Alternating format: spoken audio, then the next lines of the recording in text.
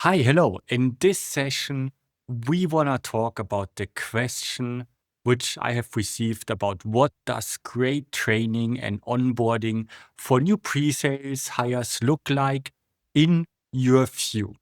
And my answer to that is that if you onboard a solution consultant, a pre-sales engineer, or a solution engineer, it's a strategic transformational program. It's not a one time and done thing. It must teach new hires not only what the company sells, but how to think, how to communicate, how to deliver the value as a trusted advisor. New hires need to understand the mission and the why behind the mission. And it's a combination or combining even the current industry best practices with modern enablement standards. That's kind of the thing which pops up in my mind. And there are four main pillars which helps to run these programs. And number one, I would say, and I love the structural process of first 30, 60, and 90 days framework because it gives a structure.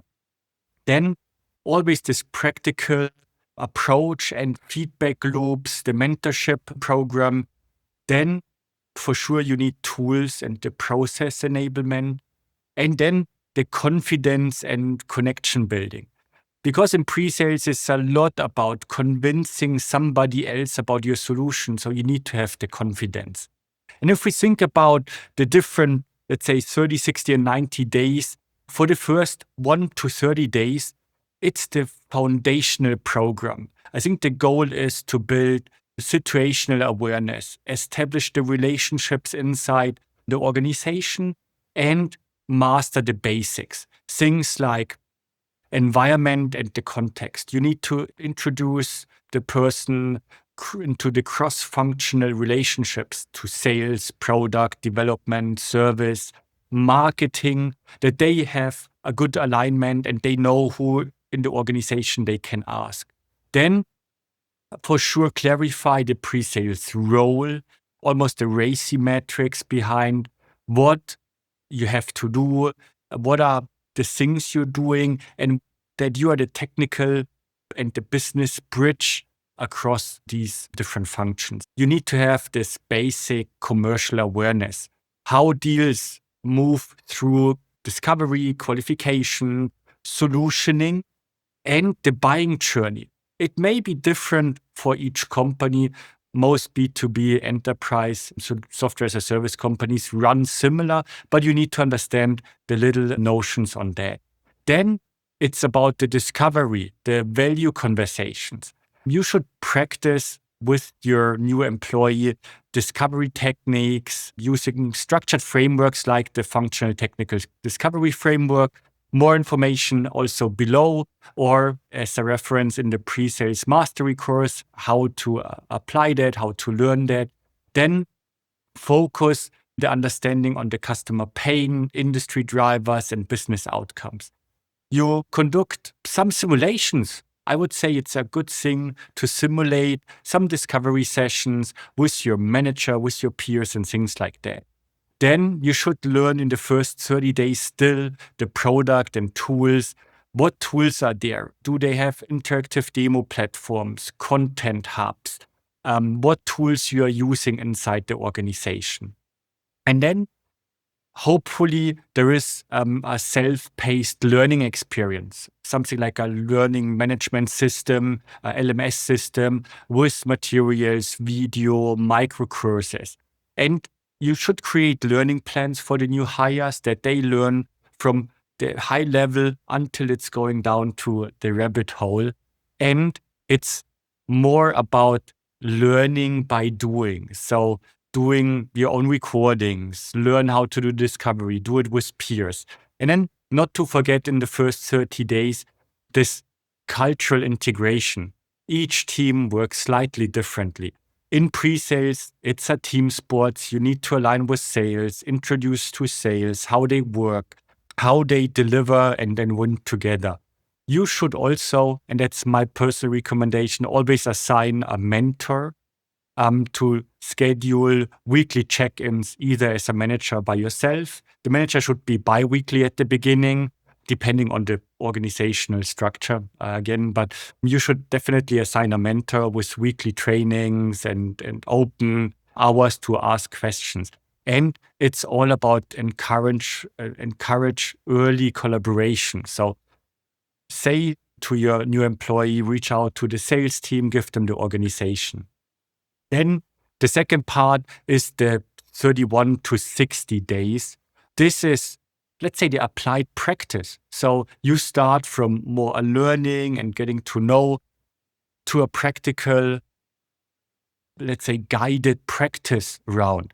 So you would have structured shadowing and reflections. You jump on calls, be a silent visitor, understanding how discoveries are run in real time, conduct post-sales reflections with the mentors, chime in, and then also run your own scenarios. It's a real good thing to make some simulations, do a discovery call with your mentor or with some of your peers, solution objections, demo handlings, how to run demos.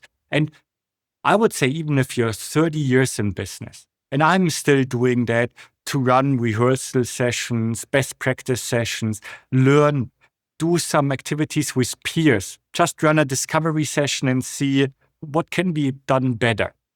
And then use really kind of micro drills or micro sessions to do specifics or improve specific skills like opening calls, the qualifying the pain, handling objections and things like that. The more you train, the better you are. Then, for sure, one element after 30 days is the opportunity management. Learn how to document, how to communicate findings, how to add these things to your opportunity scoping document.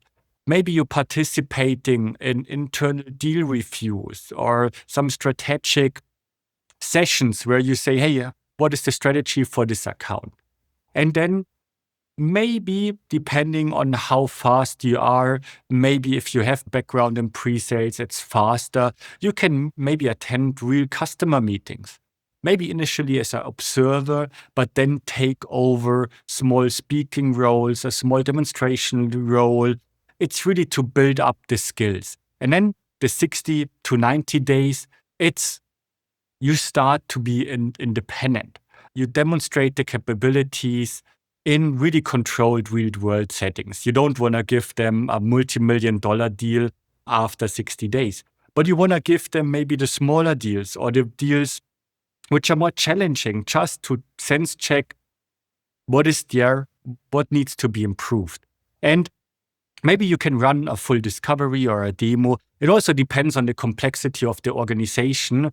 But even in our organization, where we have a really huge, big platform with a lot of capabilities, with various different products, if the program is running good, usually our solution consultants start after 60, maybe 70 days to run their own opportunities, smaller ones, because then there is also this refinement, translating really their technical capabilities into business impacts, talking about the value, about the architecture, connecting the dots, building up return on investment models. That's coming with the experience. But it's really transitioning from to being self-efficient. Still, I would highly recommend to run weekly reviews, weekly open sessions, maybe for the first half a year, almost like a hypercare phase, to ensure that the new hire is very much into that. And then at the end, it should be also a lessons learned. What are my first 90 days? And the new hire should give feedback. What is missing? What can be enhanced? Because with that, you can also streamline the process then internally. And it's, I would say, a layered enablement. It's tools, it's process, but it's also soft skills. The onboarding materials should be in a layered enablement. You should have, for sure, tools mastery, how-to guides, how to learn internal and external demos, how to collaborate, how to use the tools. But then on the other side, also the behaviors, how to run in a meeting, how to set up your home office, how the video presence is done, how you do the storytelling. So it should be a multi-level approach or an omni-channel approach about tools, professional behavior, visual and remote communication, the demo methodology, the tell, show, tell approach, the picture pitch, things like that, which you should teach, that there is some learning. And each enablement contributes to a faster readiness and really consistent building of a professional new hire. And the onboarding, if you think about that, it should be about 5 really different, very crucial elements. Let's call it like this. It's about clarity. Explain what success looks like at each stage, 30, 60, 90 days. Build up relationships early with your peers, mentors, stakeholders. Provide a safe space. There is no wrong in asking something. There is no failure in test dry runs. Be open, be honest with the discussion if something is missing, but give also a safe space. The context, it's important why we do that. What is the mission of the company? How we operate and things like that. And again, it's a continuous way. It's not onboarding end at 90 days and then you're gone. It's really after that as well. You should measure how good the new employee works, the feedback from the new hire, the self-assessment after 30, 60, 90 days. Where am I right now? Maybe the deal you have participated in. That's always a good thing. And overall, I think great onboarding doesn't create just expert. It creates really a trusted advisor. When you combine the structure, the trust building, it really unlocks the confidence and the capabilities faster than just throwing over some slide decks. You need to make some hand holding. And again, I hammer on that fact. The most important is that learning is not finishing after this 90 days. You should always get 20% of your time for learning, to learn yourself. I have blocked 2 mornings in a week just dedicated for learning, to self-improve, to do some studies, to read something, to watch a recording, watch a peer doing something, doing some training. That's a crucial thing. You never should stop learning. So thank you very much. Subscribe to the channel if you're interested in. Down in the notes, there is also some more information about the PreSales Handbook, about the PreSales Mastery course, our GPT, so our ChatGPT, almost like pocket solution consultant mentor, which you can access, but also further materials. So please check that out and see you soon.